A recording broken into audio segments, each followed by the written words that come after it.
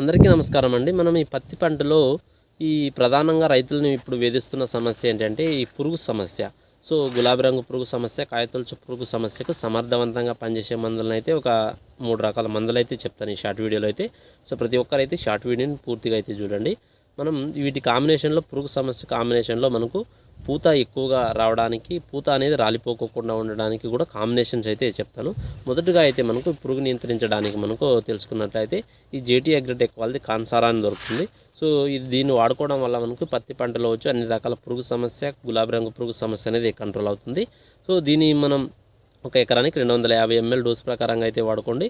దీని కాంబినేషన్లో మనకు 70 నుంచి 80 రోజుల దశలో ఉన్న పత్తి పంటలు ఎవరైతే ఉన్నారో దీని కాంబినేషన్లో చమత్కార్ అయితే వాడుకోండి, మీకు మంచి రిజల్ట్ అయితే ఉంటుంది. ఈ చమత్కార్లో మెఫ్కిట్ క్లోరైడ్ అనేది ఉంటుంది. ఇది మనకు మొక్కకు కావాల్సిన హార్మోన్స్ అనేది అందించి పూత ఎక్కువగా వచ్చే విధంగా అయితే దోహదపడుతుంది. ఈ కాన్సారా అలాగే చమత్కారు అలాగే దీంతో పాటు మనకు ఎన్పికే వాటర్ సాల్యుబుల్ ఫర్టిలైజర్ అయినా 13,045 అయితే వాడుకోండి, మంచి రిజల్ట్ అయితే ఉంటుంది. ఇది కాకపోతే మనకు నెక్స్ట్ తెలుసుకున్నట్లయితే ఈ కాన్సార్ అనేది మీకు అవైలబుల్గా లేకపోతే సుమిటోమో వాళ్ళది మియోత్రిన్ అని దొరుకుతుంది. ఇది మనకు ఫెన్ప్రోపత్రిన్ అనేది 30% ఈసీ రూపంలో అయితే ఉంటుంది. దీన్నైనా కూడా వాడుకోవచ్చు. ఒక 200 నుంచి 250 ml వరకు ఒక ఎకరానికి స్ప్రేయింగ్ చేసుకోవచ్చు.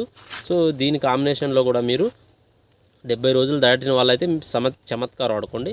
ఇంకా చిన్న దశలో ఉన్న వాళ్ళైతే ప్రమోటర్స్ అయినా ఈ ఇసాబియన్ కానీ లేకపోతే ఫ్లెంబాజిన్ అయినా కూడా దీని కాంబినేషన్లో వాడుకోండి. దీంతోపాటు ఎన్పికే వాటర్ సాల్యుబుల్ ఫర్టిలైజర్ అయినా 13,045 అయితే ఈ 3 కాంబినేషన్లో అయితే ఒక స్ప్రేయింగ్ పురుగు సమస్యకు ఉంది అనుకున్న వాళ్ళు ఈ విధంగా అయితే స్ప్రేయింగ్ చేసుకోండి, మంచి రిజల్ట్ అయితే ఉంటుంది. ఇది కాకపోతే మనకు ఈ సింజెంటా వాళ్ళది యాంప్లిగో అని దొరుకుతుంది. ఇందులో వచ్చి క్లోరాంత్రనిలిప్రోల్, లాంబ్డా సలైత్రిన్ అనే 2 టెక్నికల్స్ అయితే ఉంటాయి. దీన్నైనా కూడా స్ప్రేయింగ్ చేసుకోవచ్చు. దీన్ని మనం ఒక ఎకరానికి 100 ml నుంచి 120 ml వరకు వాడుకోవాల్సి ఉంటుంది. దీని కాంబినేషన్లో అయితే కూడా మనము ఇంతకుముందు చెప్పిన ప్రకారంగా అయితే వాడుకోండి, మంచి రిజల్ట్ అయితే ఉంటుంది.